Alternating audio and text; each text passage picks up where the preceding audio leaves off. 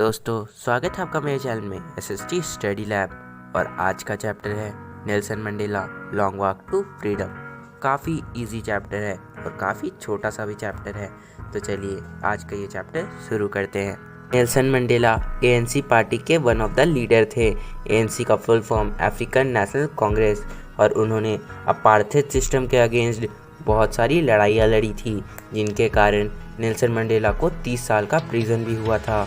पर आखिरी में अफ्रीका आज़ाद हो गया और 1994 में एक डेमोक्रेटिक इलेक्शन लड़ा गया, जिसमें मंडेला की पार्टी मतलब अफ्रीकन नेशनल कांग्रेस जीत गए। उसमें 400 सीटों में 252 सीट अफ्रीकन नेशनल कांग्रेस जीत चुके थे। तो क्या यार, इतनी मेहनत करने के बाद मोदी जी का रिकॉर्ड भी नहीं तोड़ पाए। तो सब कोई बोलो अब की बार मोदी सरकार। में मजाक था, अब आगे बढ़। नेल्सन मंडेला साउथ अफ्रीका के फर्स्ट ब्लैक प्रेसिडेंट बने। ये डेमोक्रेटिक इलेक्शन साउथ अफ्रीका की हिस्ट्री में पहली बार हुआ था। फिर एक इनॉग्रेशन सेरेमनी हुआ यूनियन बिल्डिंग पिठोरिया में, और इस सेरेमनी में 140 कंट्री से ज़्यादा कंट्री के लोग आए हुए थे। और नेल्सन मंडेला ने कहा कि अब इस ब्यूटीफुल लैंड में अब कोई भी दूसरे लोग आके ऑपरेशन नहीं करेंगे, मतलब दूसरों का राज अब यहाँ पे कभी नहीं होगा। इस सेरेमनी में कलर्ड पीपल के साथ साथ 1 लाख से भी ज़्यादा south African main, women, children सब आए हुए थे, और सभी ने मिलके डांस किया, एंजॉय किया, गाया और चले गए। 10th में एक नया सवेरा लेके आया जो कि बहुत ही ब्राइट और क्लियर था, मतलब साफ और चमत्कारी था। वर्ल्ड के बड़े बड़े लीडर्स इस इनॉग्रेशन में आने वाले थे। ये आज तक अफ्रीका के सॉइल में आज तक का सबसे बड़ा गैदरिंग था, जिसमें इंटरनेशनल लीडर्स आने वाले थे। काफ़ी डिकेड्स से वाइट सुप्रीमेसी का राज था, और अब ब्लैक सुप्रीमेसी, ब्लैक नहीं बल्कि सभी तरह के सुप्रीमेसी का अब राज होगा। और इस इवेंट को rainbow gathering of different colours भी कहा गया है, क्योंकि इस सेरेमनी में डिफरेंट कलर्स के लोग, डिफरेंट रेसेस के लोग साथ मिलके आए हुए थे, और साथ मिलके नेशन के आगे चलाने की बात होने वाली थी, ताकि साउथ अफ्रीका का पहला डेमोक्रेटिक और नॉन रेशियल गवर्नमेंट को आगे बढ़ाया जा सके। सबसे पहले मिस्टर डी क्लर्क को बुलाया गया ताकि वो सेकेंड डिप्टी प्रेसिडेंट का शपथ ले सके। दूसरे में थैम्बो मेबिकी को बुलाया गया जो कि फर्स्ट डिप्टी प्रेसिडेंट का शपथ लेने गए। और आखिरी में मेरा चांस भी आ ही गया और मैंने प्लेज लिया।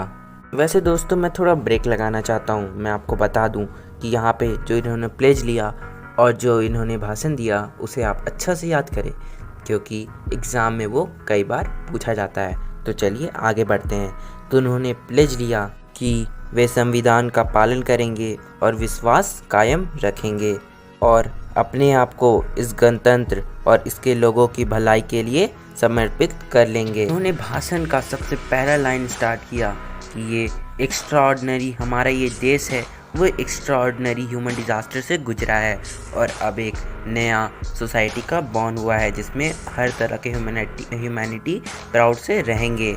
और उन्होंने कहा कि आज हमें ये रेयर प्रिविलेज मिला है कि हम अपने नेशन को होस्ट कर सके, और वो भी अपने ही देश में, अपने अफ्रीका के सॉइल में।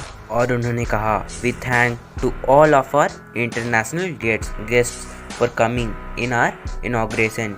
हम आखिर अपनी राजनीतिक स्वतंत्रता प्राप्त कर चुके हैं। हम हमारे लोगों को लगातार जारी गरीबी, अभाव, दुख, लिंग भेद और अन्य भेदभाव से मुक्त करते हैं। अब कभी भी और कभी भी ये नहीं होगा कि हमारी सुंदर धरती पे किसी और के द्वारा शोषण का अनुभव हो या अनुभव किया जाए।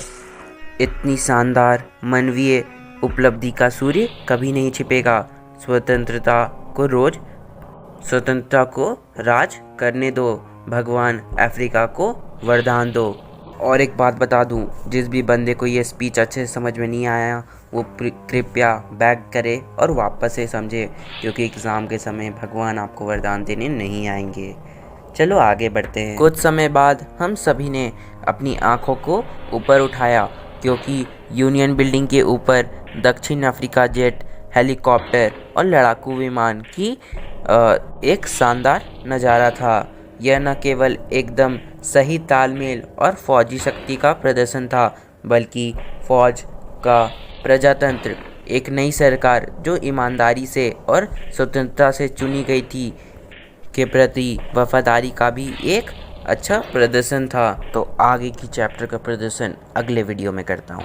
तो जाने से पहले नीचे दिए गए लाइक और सब्सक्राइब बटन को दबा दे और इसे ज़्यादा से ज़्यादा शेयर करें।